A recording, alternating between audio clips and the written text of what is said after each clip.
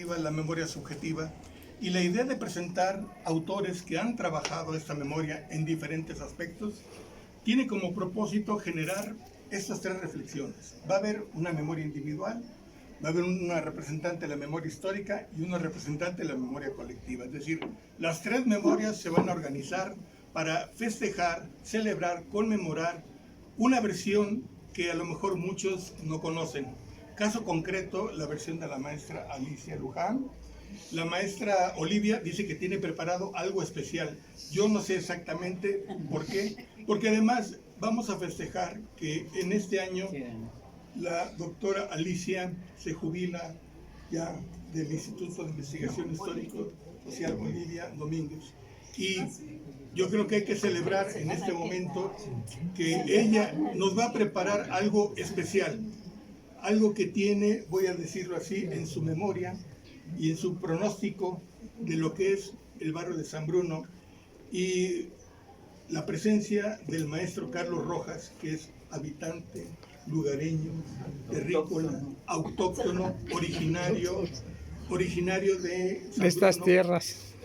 Exactamente, que ha trabajado, voy a decirlo así, perspectivas de la vida social, el contexto y el discurso. Falta un compañero que es el maestro Jorge Solano para hablar de esta relación que hay entre la fábrica de San Bruno y la relación que tuvimos en Humanidades, este aspecto articulado de la fábrica de San Bruno, sus relaciones directamente con Humanidades.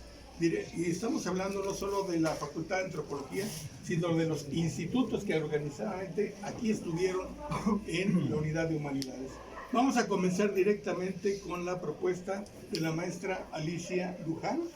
¿Soy yo la primera? Claro que sí. Y cierra la doctora Olivia. Pues muchas gracias por su asistencia y espero que sea agradable lo que yo les voy a contar. Yo llegué a esta tierra prometida en los años 60. Por primera vez conocí San Bruno en una festividad de Todos Santos, que mi familia fue invitada a una ceremonia del Día de Todos Santos, aquí en Francisco Moreno, muy cerca de Francisco Morales. Ahí por primera vez conocí parte de sus tradiciones en cuanto al culto a los muertos. Fue muy agradable ver un altar precioso con todas las flores de aquí de San Bruno.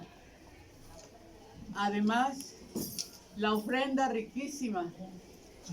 Esa familia que habitaba la calle de Francisco Moreno, el esposo era obrero, trabajaba en San Bruno. Y junto con otros compañeros, en el patio de su casa habían destazado un cerdo y estaban haciendo los chicharrones y las carnitas. En la cocina estaban los familiares preparando el mole, el arroz, los chiles rellenos, ¿sí? Y todavía una señora ya de edad en el patio también, en una gran cazuela, en un horno que improvisaron ahí, estaba haciendo unos buñuelos de este tamaño, riquísimos.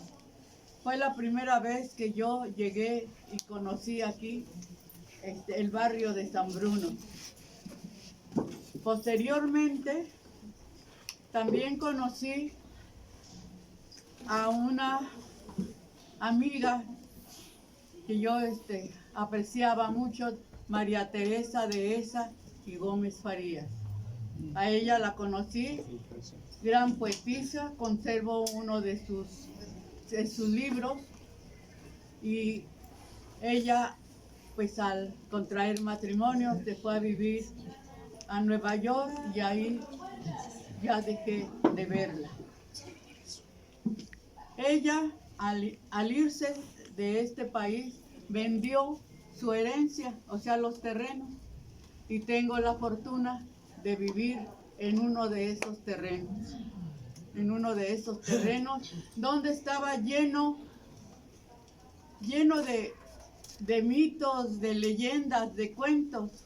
Resulta que a media cuadra de donde yo vivo se aparecía un caballerango que corriendo de momento se paraba el caballo, relinchaba y él se volvía a regresar. Una vecina me despertó a las 3 de la mañana para que viera yo el caballo. Nunca lo vi. Sí, pero a las 3 de la mañana me despertaron. Sí. Al fondo donde hoy están construyendo grandes departamentos, todo eso estaba inundado, estaba solo. Y ahí también, a media cuadra, se aparecían los chaneques. Los niños que jugaban por esos lugares, en una ocasión uno de ellos dice, mano, mira, aquellos niños me están llamando.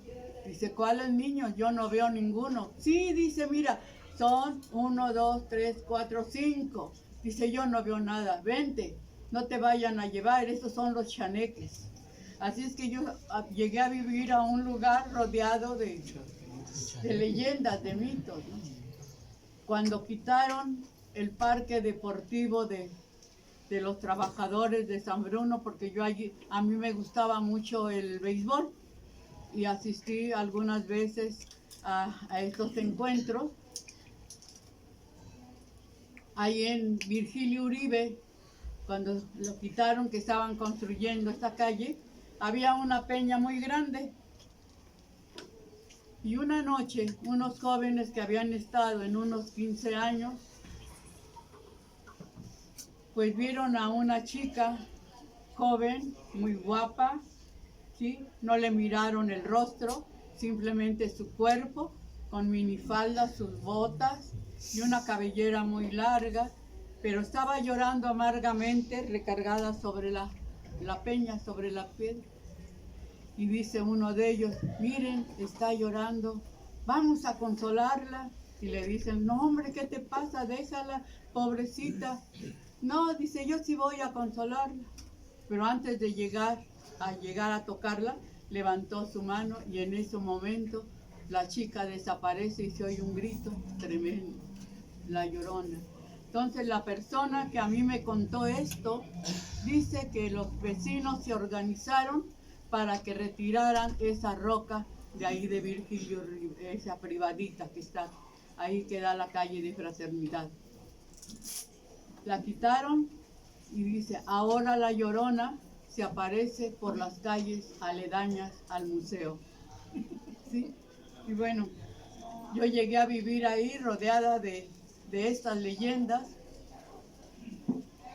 pero en esa época conocí a muchos vecinos y sobre todo de familias dependientes de la fábrica de San Bruno. Llevábamos muy buena amistad, nos reuníamos los domingos en la misa de 9 en la capilla de Nuestra Señora del Sagrado Corazón, hoy San Bruno. Y ahí conocí cómo empezó a fundarse la capilla, por quienes, ¿sí?, eran esposas y gente también del mismo lugar cercano a la fábrica, que esperaban los sábados a que los trabajadores recibieran su pago y les pedían una ayuda para terminar de construir la capilla. Eso es lo que yo aprendí en esa época. Posteriormente, en las diferentes ceremonias llevadas a cabo por la iglesia, a mí me llamó la atención que muchas mujeres llevaran botes o botellas con agua y hierbas de curar, principalmente el romero, el albahaca, la ruda y otras plantas, para que en los bautizos, después de los bautizos, el Padre bendijera esa agua y esas plantas. Entonces a mí me empezó a llamar y les pregunté que para qué eran esas plantas. Dice, es que en nuestra casa nosotros curamos a la gente que nos visita, que está enferma, nosotros la curamos. Y este es el inicio de lo que más tarde, después de una especialidad en religiones, con el maestro Esteban Jaimes, empezamos a visitar algunas casas donde hacían estas curaciones, llamados templos trinitarios marianos. Visitamos en total 4, porque salimos del barrio de San Bruno y visitamos otros un poquito más lejos, ahí por las Américas, visitamos 3 más o menos, y empezamos a preguntar, bueno, ¿qué es el espiritualismo trinitario mariano? Y recientemente, pues una antropóloga a la que yo recuerdo con cariño, muy pocas veces tuve la oportunidad de platicar con ella, pero la recuerdo con mucho cariño las pocas veces que la conocí, a Isabel Lagarriga Atlas. ¿Sí? Y ya se hizo presente. ella escribió su libro sobre el espiritualismo trinitario mariano. Posteriormente, esta es la portada del libro de Isabel Lagarriga. Y esto lo tuvimos que leer todo, completamente todo, porque teníamos que saber qué era el espiritualismo trinitario mariano. El maestro Jaimes nos dio a leer un libro sobre animismo. Y ahí conocimos que todos los seres vivos tienen un alma, un ánima que los hace comunicarse entre ellos durante la luna llena. Y ahí empezamos a ver que este espíritu de los seres vivos no solamente estaban en un lugar en San Bruno, estaban en Egipto, en Grecia y en todo el mundo. Este espiritualismo. Hay 2 corrientes. Una, que es el espiritismo que se desarrolló mucho en el norte, en los Estados Unidos, y el espiritualismo trinitario mariano. Antonio García de León, él tiene un libro en el que narra que hubo una época en que los conquistadores de esas tierras empezaron a desalojar a los pueblos originarios de este país. Y entre ellos pasaron a territorio mexicano, en el grupo al que pertenecían, 7 curanderos tradicionales, todos unidos. Ellos trabajaban el espiritualismo, es la tradición Macazagua. Y esa tradición Macazagua llegó a Jalapa. Pero el espiritualismo trinitario mariano tiene sus orígenes hacia 1856, nos lo dice Beatriz, ya se me olvidó, Isabel Lagarriga nos lo dice en otros 4 textos. Aquí tengo la bibliografía de los que tuve que apoyarme para hablar sobre mis experiencias aquí en el barrio de San Bruno.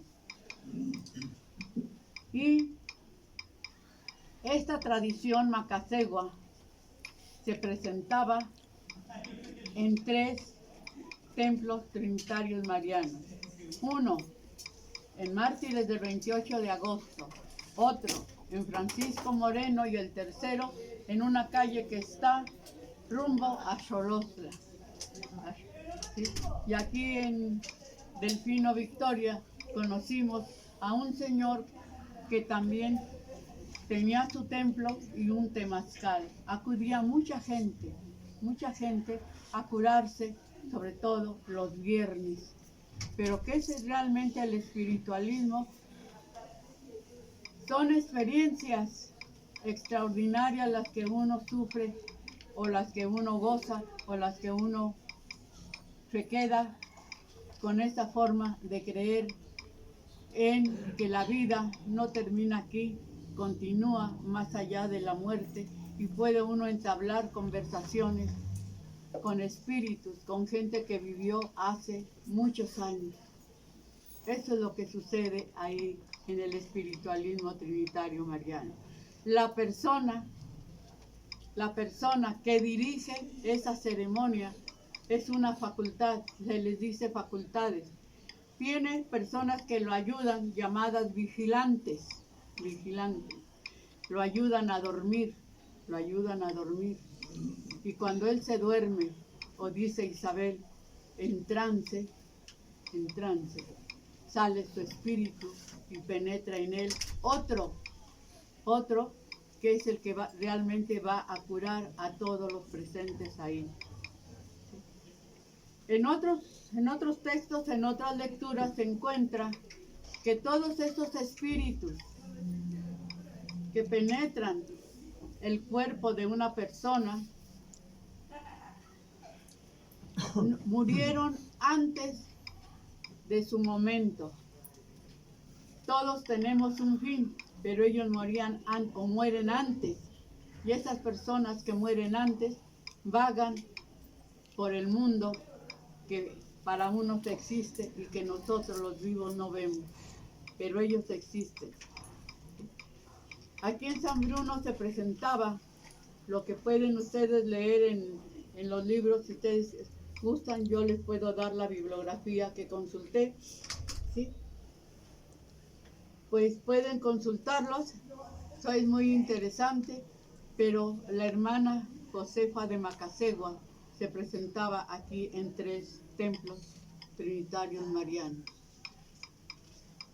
No nos dejaban usar en esa época en la investigación, no nos dejaban usar la grabadora, que era cuando yo estuve estudiando, no nos dejaban, mucho menos si hubiera existido el celular, no nos lo hubieran dejado, ¿sí?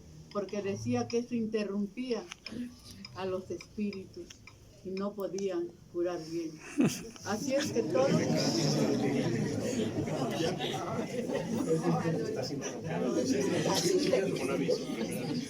Entonces lo que hacíamos es estar cuando a mí me tocaba estar en un templo, yo estaba en un rinconcito ahí con mi diario de campo escribiendo todo lo que miraba y observaba.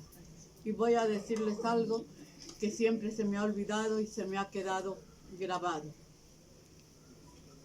Estaba la hermana curando a una persona cuando de repente dice: hermanos, a un lado, formen un círculo, porque va a entrar un hermano. Todos en el espiritualismo trinitario mariano, todos son hermanos, y nos llamaban a nosotros también hermanitos.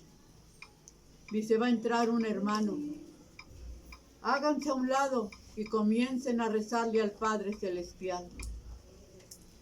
Quien entró fueron el papá y el tío, señores grandes, fuertes se miraban, pero llevaban tomado de los hombros pues a un joven como de unos 18 años, pero se movía de una manera extraordinaria, como queriendo agredir a todos los que estábamos ahí. Y dice la hermana, dice: hermanos, recen, porque este hermano, ¿sí?, en él se ha posado el maligno. Y él gesticulaba y hacía movimientos terribles. Y yo estaba en primer año de la Facultad de Antropología y había leído a uno de los grandes cronistas, a Fray Diego de Landa, ¿sí? Había leído a Motolinía y a varios de ellos. Y Motolinía, cuando un, entre comillas, indio no se quería convertir al catolicismo, ¿sí?, le ponían agua bendita porque según estaba obsesionado del demonio.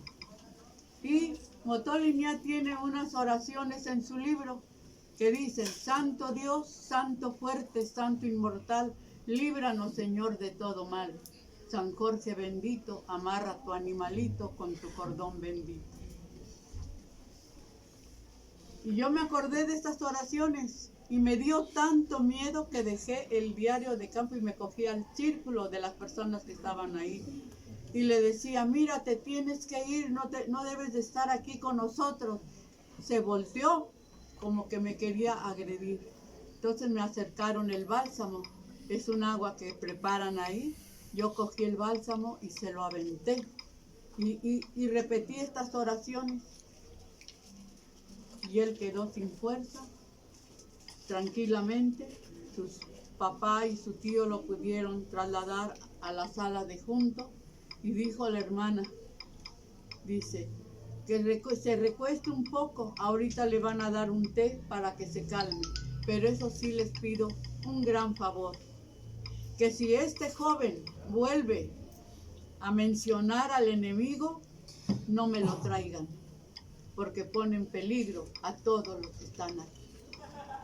Y es algo que se me ha quedado, no se me puede olvidar, ¿sí? Porque fue una de esas experiencias que obtuvimos en esas prácticas de campo, podríamos decir, porque trabajábamos a la orden del maestro que nos dio esa especialidad en religiones.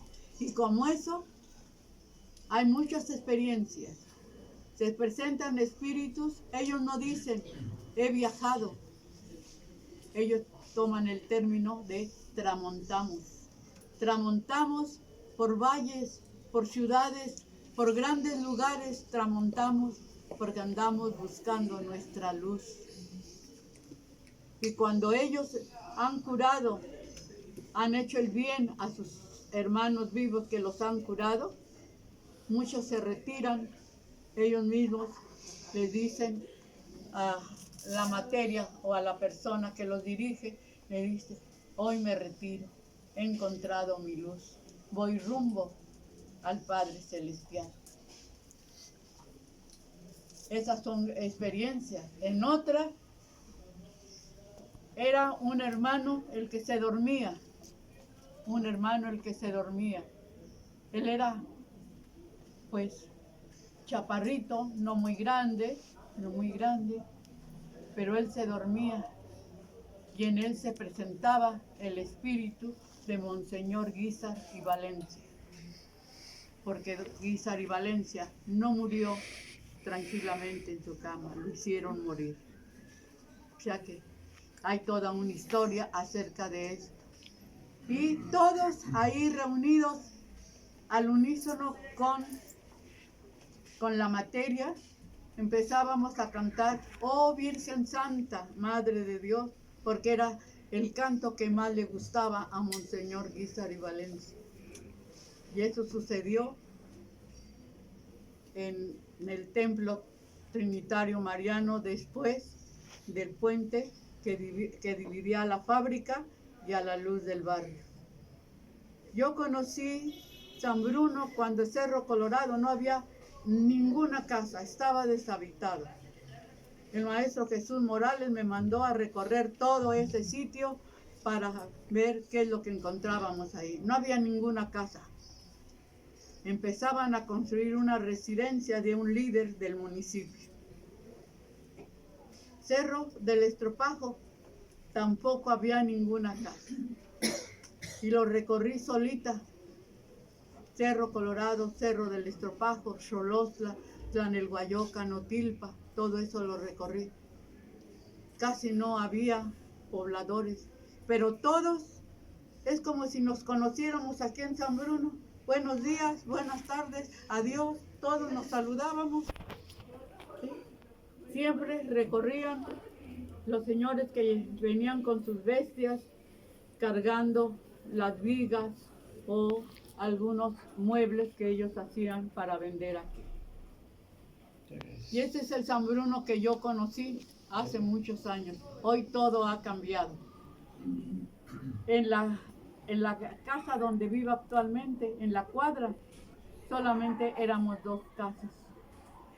Una que da a Marco Antonio Muñoz y la otra a Ezequiel la Triste.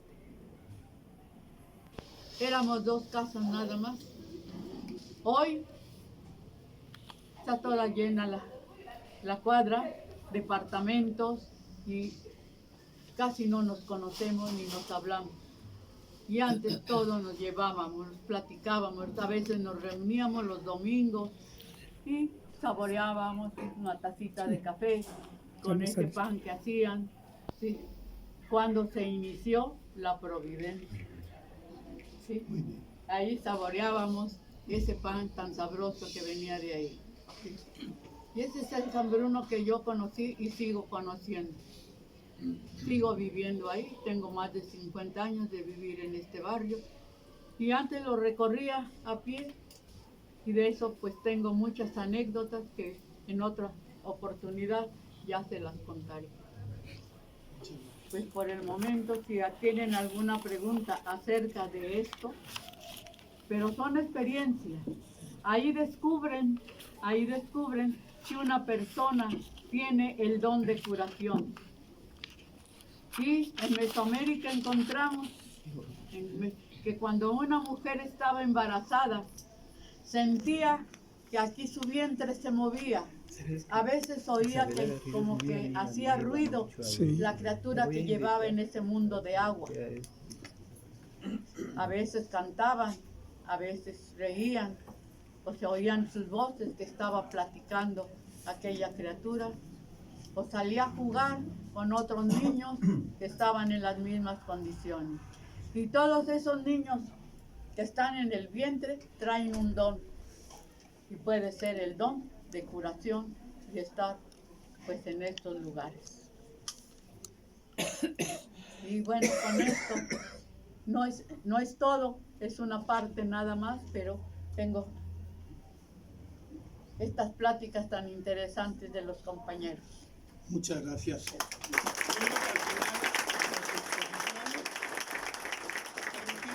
Las preguntas y que cada uno haga su diálogo, y ahora vamos a ver la participación del maestro Carlos Rojas, por favor. Gracias. Carlos. Buenos días.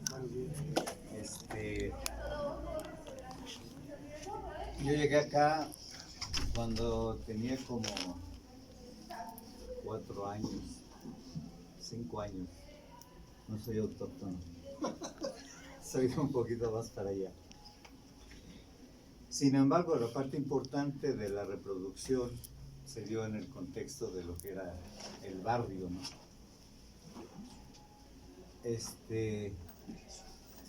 Carlos, que si le puedes subir el volumen. Lo subo, sí, ¿cómo no? Entonces, cuando por favor. Es que no puedo poner las hojas. Está bien. Ahorita. Cuando platicamos sobre la posibilidad de hacer un trabajo sobre el barrio de San Bruno, estaba la idea de poder hacer el trabajo sobre lo que era la identidad. Y entonces, por la asociación, dijeron, sí, sería importante que se pudiera trabajar sobre la cuestión de la identidad. Y yo accedí, ¿no? Accedí, aunque la situación estaba un poco complicada, ¿no? Pertenecer al grupo, reproducir cotidianamente lo que se reproduce y luego intentar cuestionarlo, siempre representaba un problema, ¿no? De ahí la idea de cómo sentirse extraño dentro de tu casa, dentro de tu barrio, dentro de tus costumbres y todo esto, ¿no? Sin embargo, bueno, el trabajo que se había planteado con los antropólogos, pues lo iniciamos, ¿no? En una conversación que tuvimos con un colega, comentábamos que para hablar, por ejemplo, de la población indígena siempre había conceptos que hacían referencia puntualmente a lo indígena, ¿no? El primero tenía que ver con la cuestión de la lengua, ¿no? Lo indígena. Luego, la cultura. Luego, la identidad, la diversidad y la tradición. Entonces, una vez dialogando cerca de la fábrica, de momento me interrogó y me dijo, ¿para ti qué sería la diversidad? yo le dije, la diversidad es la negación de la identidad. Y lo vi de momento como que se puso pálido. ¿Cómo va a ser que vamos a negar la identidad? No, la diversidad como tal nos lleva a entender pues que la unicidad está presente, que somos únicos, que somos distintos, y es un concepto de lo que sería la diversidad, ¿no? Inmediatamente me volvió a preguntar, bueno, ¿y entonces la identidad qué es? Y le dije, la identidad es lo que surge a partir de los acuerdos que asumen los individuos para la construcción y la reproducción de su grupo social. Entonces parece ser que esa segunda idea le llamó la atención. Y retomaba esa experiencia porque dentro de la tradición antropológica, cuando se trataba de estudiar los aspectos de la identidad, se hacía tratando de identificar algunos rasgos dentro de los individuos, algunos rasgos que comparten los individuos dentro de un grupo, ¿no? Y entonces el trabajo del antropólogo era como que hacer descripciones y poder ir identificando los elementos que se compartían, ¿no? Que utilizamos jeans, que utilizamos tenis, etcétera, cierta música, acudimos ciertos espacios, y el trabajo se iba definiendo de esa manera. Entonces, cuando empezamos a revisar esta forma de hacer un estudio sobre la identidad, lo primero que identificábamos era que el sujeto desaparecía, no era convocado. Podíamos hacer todo el registro de todos esos aspectos o rasgos, y desde ahí atendíamos a lo que teóricamente entendíamos por cultura y por identidad. Entonces, cuando nos propusimos hacer el trabajo y hacer la investigación, uno de los primeros aspectos que nos propusimos fue poder elaborar como un marco unos conceptos de referencia para poder estudiar la identidad, no como esa relación de características o aspectos, sino poniendo el acento en la voluntad, poniendo el acento en las decisiones, en los valores, en las decisiones que tomaban los individuos, ¿no? Entonces, para poder hacer esto, bueno, desarrollamos una revisión de algunos textos, y uno de los que nos sirvió bastante fue el de Bolívar Echeverría, que tiene que ver con la definición de la cultura. Para Bolívar Echeverría, la cultura tiene que ver con el cultivo de la identidad, así la define. Y la identidad es el resultado de la interacción de los sujetos cuando conscientemente identifican un problema o una situación dentro de su sociedad que quieren o que es necesario transformar. Entonces, visto de esta manera, lo primero que quedaba fuera era toda esa especie de rasgos, y lo que emergía como lo que definía la identidad tenía que ver con una concepción del grupo, tenía que ver con un compromiso con la reproducción social, y tenía que ver con identificar o plantear estrategias que permitieran superar los problemas para la reproducción de lo que era el grupo, ¿no? Entonces el concepto, digamos, de identidad nos permitía identificar los proyectos que existían dentro del barrio, dentro de la comunidad, en los distintos niveles, en la vida cotidiana, en los distintos espacios que había, ¿no? Siempre había una forma de poder ser dentro del contexto de lo que era el barrio, ¿no? Entonces, intentamos como aplicar una técnica para tratar de ver cuáles eran los referentes que la gente del barrio tenía sobre lo que era San Bruno, ¿no? Entonces nos sugirieron que pudiéramos invitar a algunas personas para poder hacer unos dibujos sobre lo que era el barrio de San Bruno, para ver qué es lo que aparecía pues de su imaginario, en lo que inmediatamente ellos pensaban, ¿no? Y accedieron varios bueno, aquí no hay de los dibujantes que en aquella ocasión me apoyaron muy bien, no están, pero accedieron a hacer un dibujo sobre San Bruno. Y bueno, los referentes que aparecieron viniendo de Ávila Camacho, digamos, hacia la fábrica de San Bruno, ponían como referente una capillita que estaba aquí en la esquina de Ruiz Cortines y la avenida Mártires, ¿no?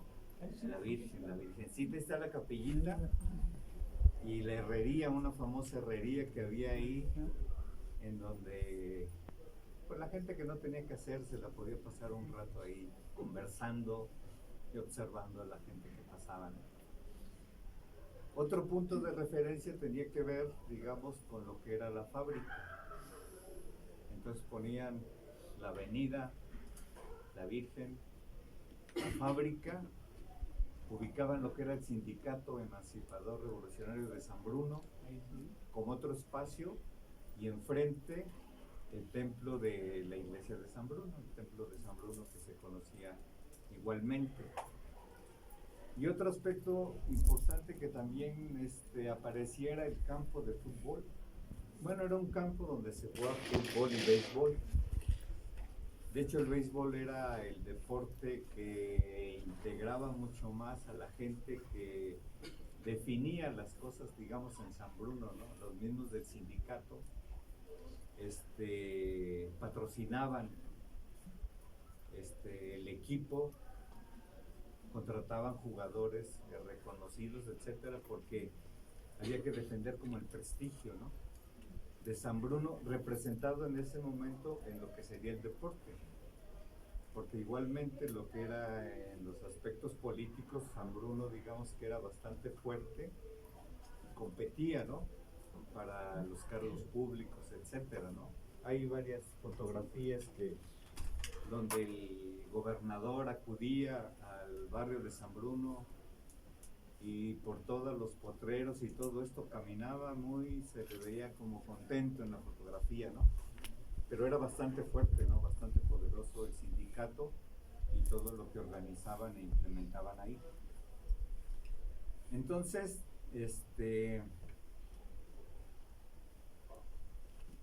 cuando empezamos a hacer el registro, quedaban como estos 5 lugares como los que marcaban, digamos, lo que era los referentes inmediatos.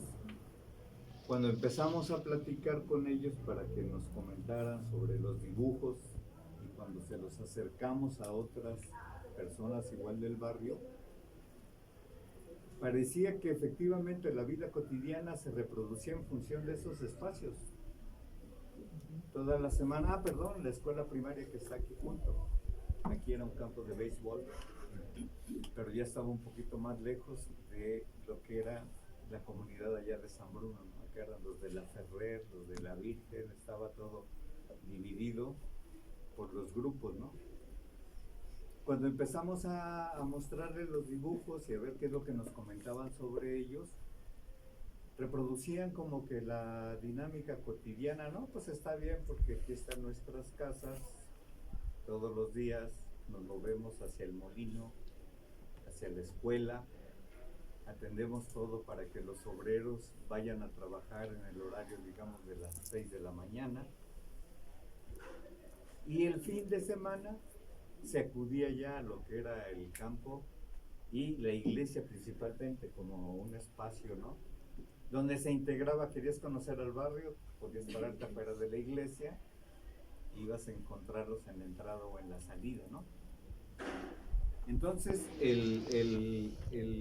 las dos formas como tratamos de acercarnos a lo que era el barrio, dijimos, bueno, era el dibujo, y que el dibujo igual nos diera la posibilidad de poder entender lo que era la vida cotidiana. El trabajo que finalmente presentamos lo dimos a conocer con algunos compañeros igualmente de la colonia, cuando se dio el movimiento de tomar el espacio de la fábrica de San Bruno, ¿no? Que se decidió una noche en un espacio con todo el grupito diciendo, vamos a tomar ese espacio, que era una fábrica de telas y lo vamos a volver una fábrica de seres humanos, de ciudadanos. El proyecto ya lo habían pensado y lo que había que hacer era construir una unidad deportiva, educativa o cultural, que la gente fuera a divertirse, fuera a leer, hacer un museo, hacer unas bibliotecas, etcétera. Y se definió ese proyecto así en esa noche, ¿no? Llegaron y se pusieron de acuerdo y asaltaron, vamos a meternos, ¿no? Claro que tenían el conocimiento de la situación de la fábrica porque el espacio había quedado en manos del SAT porque los dueños de la fábrica no habían pagado impuestos y todo eso, y entonces eso estaba abandonado y peor, estaba vandalizado, había muchas cosas, o más bien se llevaron muchas cosas que había dentro de la fábrica, y lo que la gente pensaba era, pues si todo eso que está ahí lo podemos utilizar para la comunidad, pues podría ser muy conveniente, ¿no? Entonces el grupo que se constituyó empezó a ir habilitando los espacios como para poder utilizarlos, ¿no? Y empezaron a pensar en un espacio para poder hacer unas sesiones para enseñar danza, para enseñar música, para enseñar, para que fueran a jugar fútbol, etcétera, etcétera, ¿no?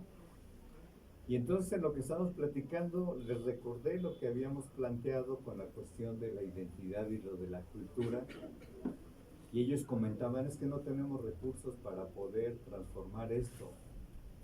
Y les decía, lo que se trata es de crear la comunidad o de volver a recuperar lo que sería la comunidad.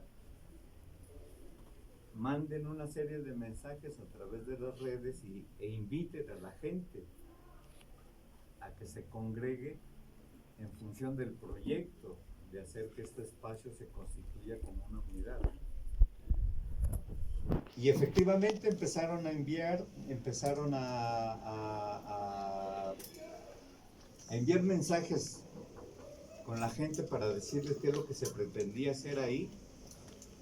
Y yo estaba pendiente igualmente de las respuestas y de lo que se platicaba dentro de lo que era el barrio, y comentaba, no, mira, ahí están los de la fábrica que ya la tomaron, pero no tienen recursos, no tienen apoyos, y entonces nos están llamando para que vayamos, dice, pero aunque no tenga uno dinero, con que vaya uno y se ponga uno a barrer, se ponga uno a limpiar, eso es importante.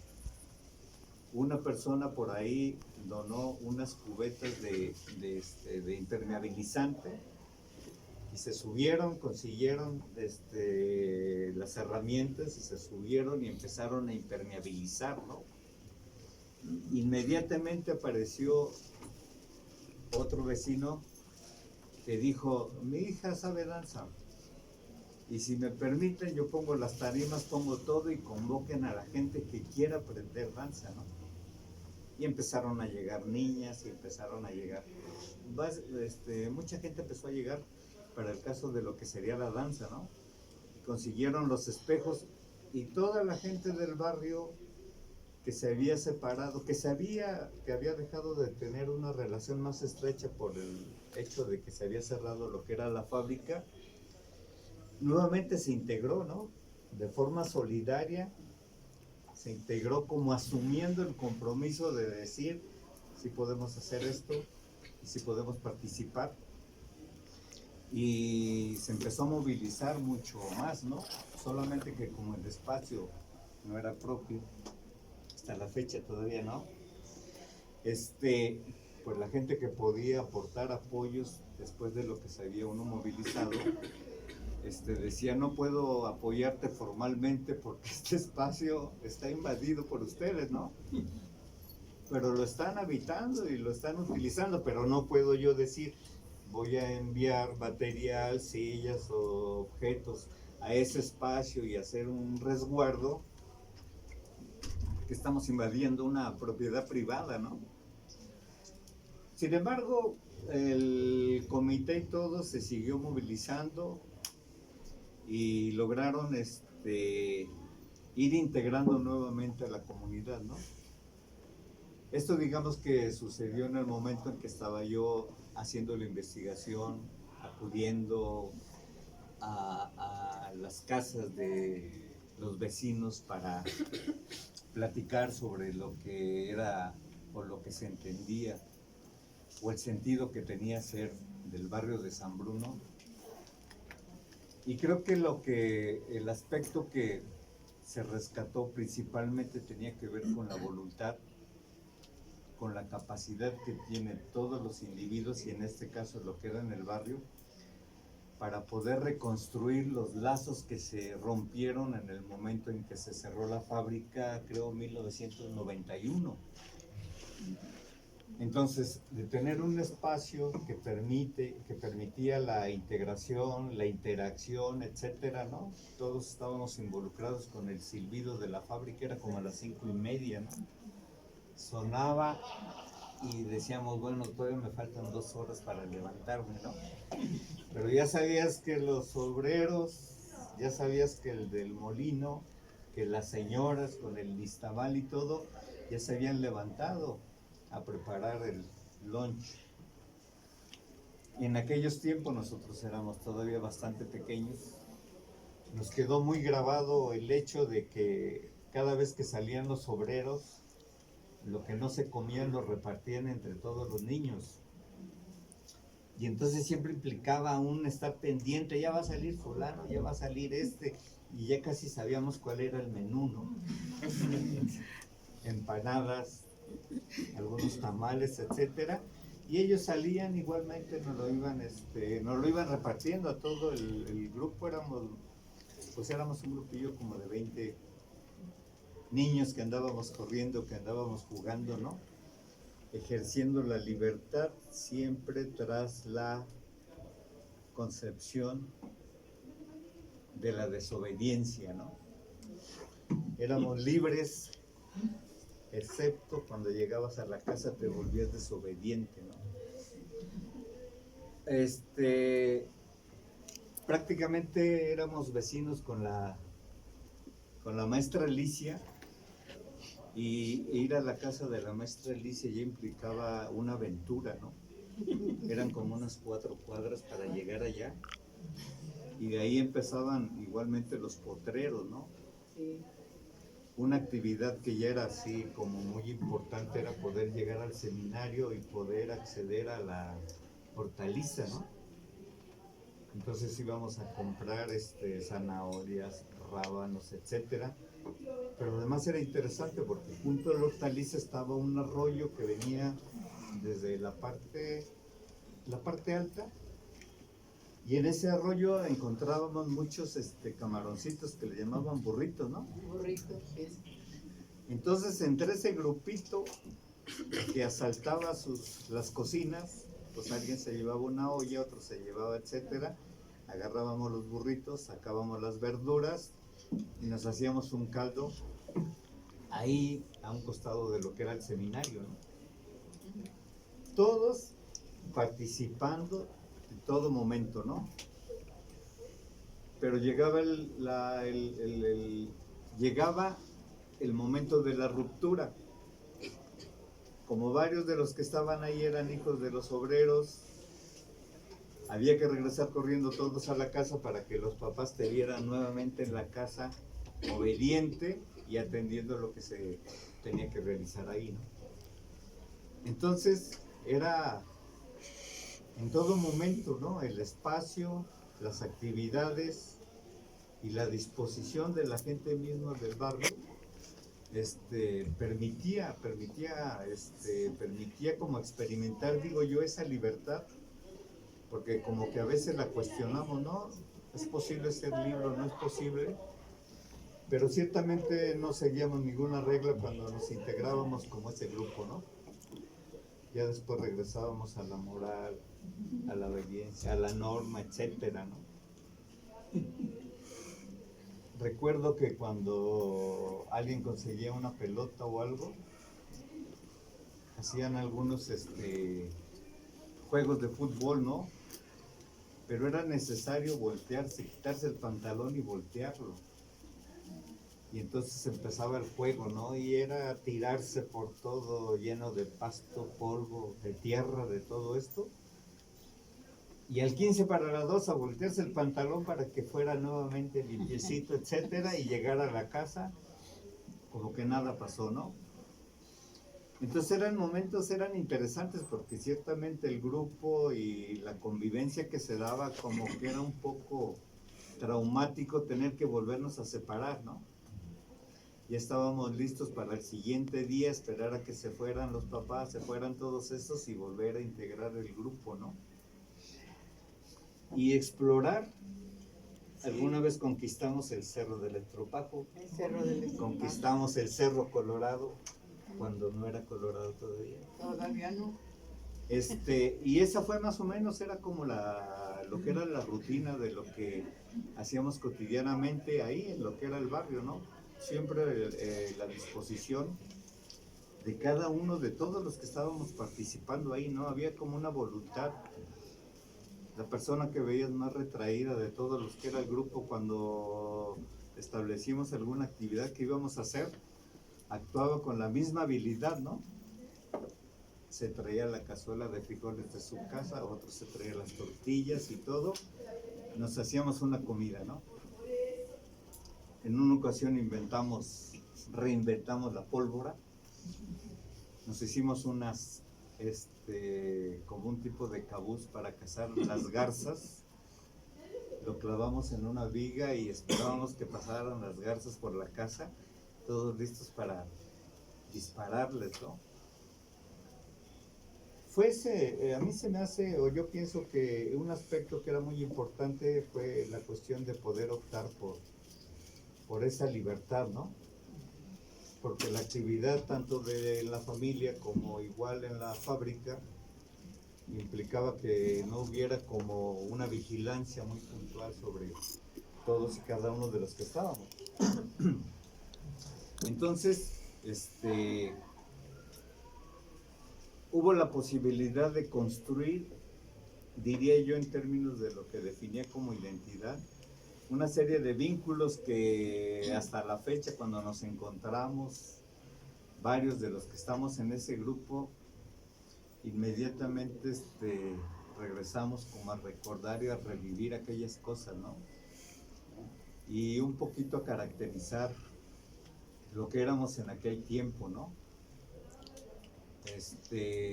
A poder redefinir, pues, lo que en ese momento se pensaba y lo que se hacía, ¿no? La primera ruptura importante ya representó la secundaria. A ella cada uno se fue a donde pudo entrar. Y el grupo, tal y como estaba constituido, se desintegró. Ya solamente había que convivir en los espacios de los juegos, en los espacios de la iglesia, ¿no?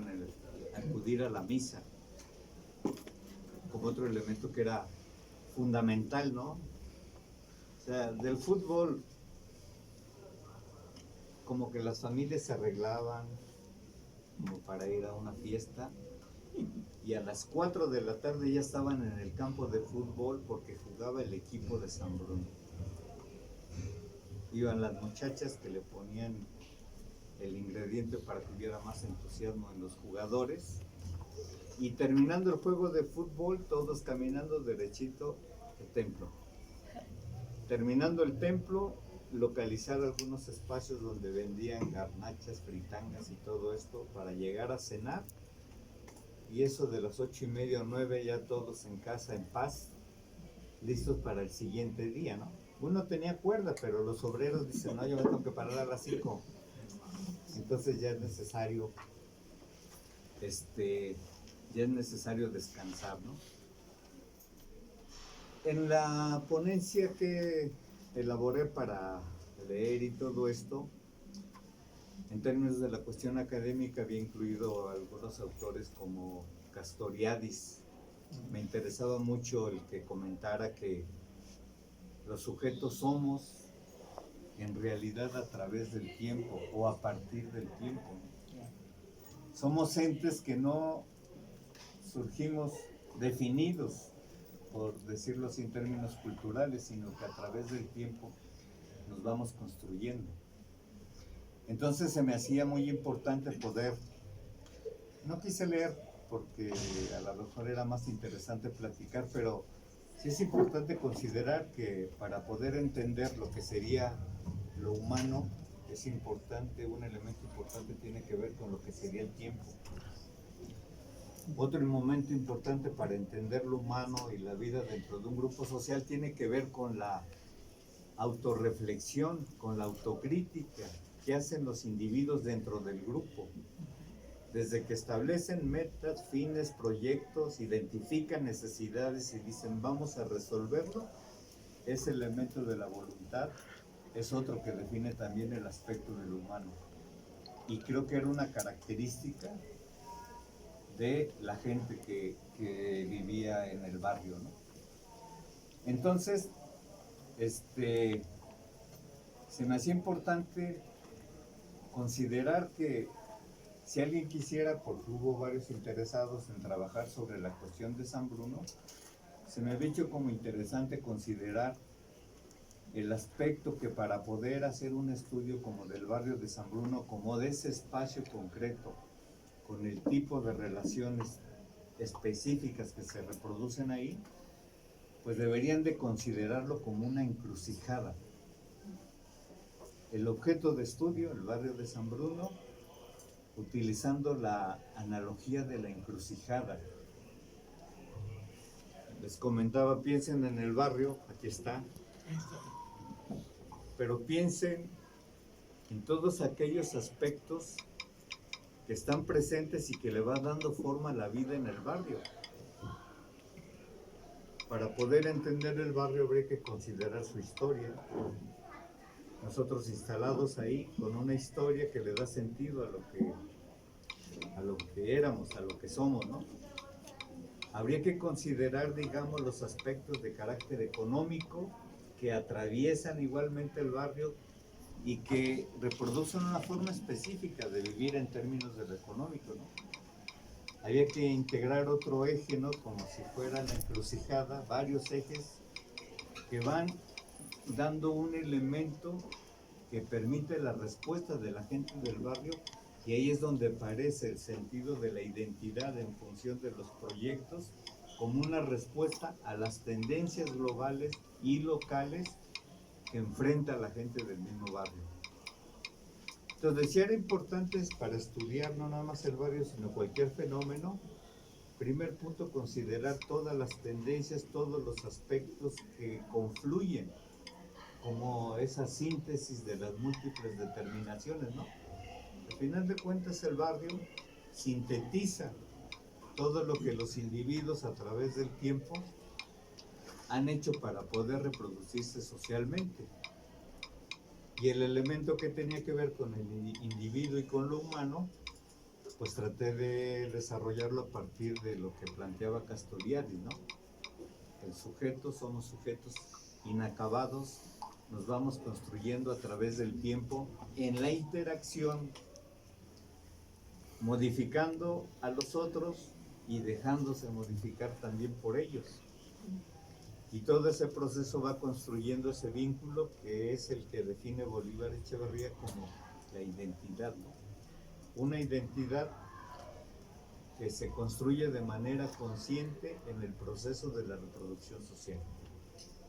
Y dije, bueno, creo que ya saldamos un poquito las cuentas con aquellos culturalistas que solamente quieren ver una serie de características, pero que no convocan al sujeto ni las decisiones del sujeto, que eso es lo que habría que resaltar, ¿no? Y creo que en términos de San Bruno era una característica importante, ¿no? En algún momento fueron los bravos de San Bruno, el equipo de San Bruno, ¿no? Y su contrario, los del DIC. Bueno, muchas gracias.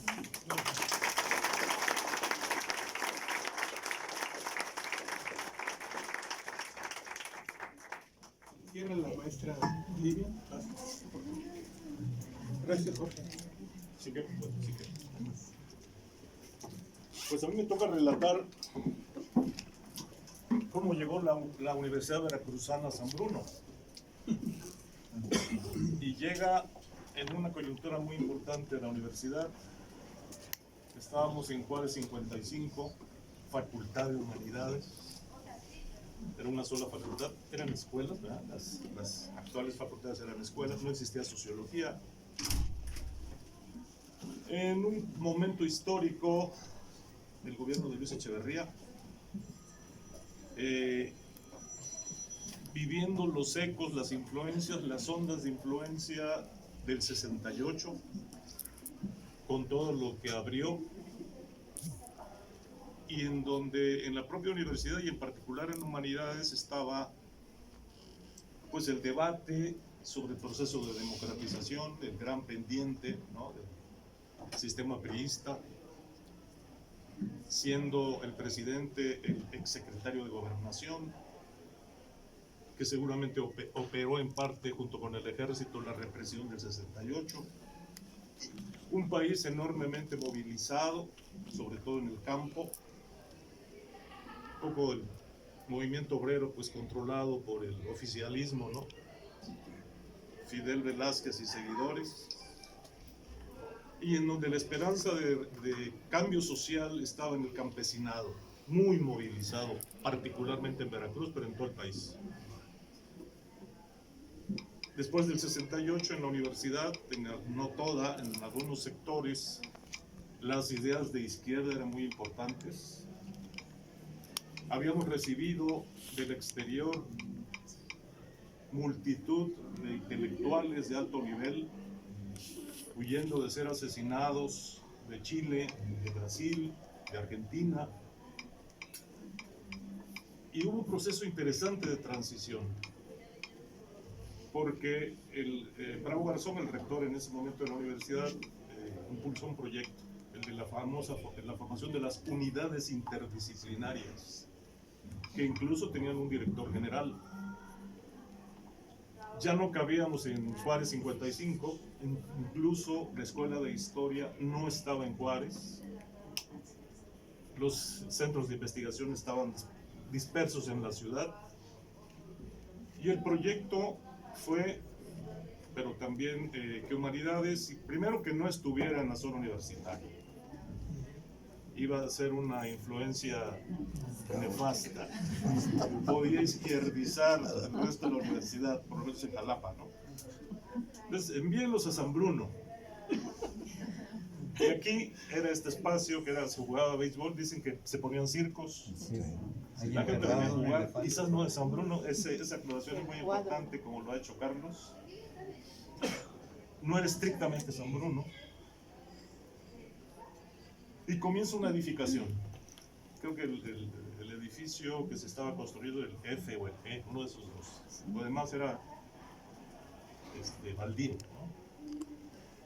Pero iba muy lento. Y una mañana, en la madrugada, sin estudiantes, sigue llegando gente, ya ven, se cayó parte del techo de un salón, que yo creo que hubiera sido una tragedia si hubiera estado poblado de estudiantes de la escuela de idiomas. Ese mismo día, Humanidades entra en paro. Por la coordinación del movimiento estudiantil, había un poco de imitación del 68, un comité de lucha de toda la Facultad de Humanidades, por las 5 escuelas, las mismas de hoy, pero no estaba sociología aún. Estaba retrasada la construcción de este lugar, y por 3 días se toma el centro. Con la colaboración pues, de autoridades, de profesores, pero coordinado y organizado por estudiantes.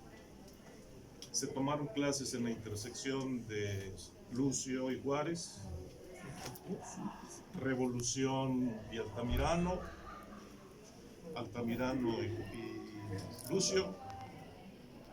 Había pizarrones portátiles y se cargaban las sillas hasta cuadra y media. se unió gente de teatreros del puerto de Veracruz, vinieron de Veracruz para hacer algunas dramatizaciones sobre el problema. Y a los 3 días estábamos negociando con el gobernador del estado. En la casa del gobernador, que en ese momento estaba cerca del Corregidora, ¿no? no, Por donde está la 20 de noviembre. 20 de noviembre, sí, abajo. Una cuadra, 20 de noviembre. Sí.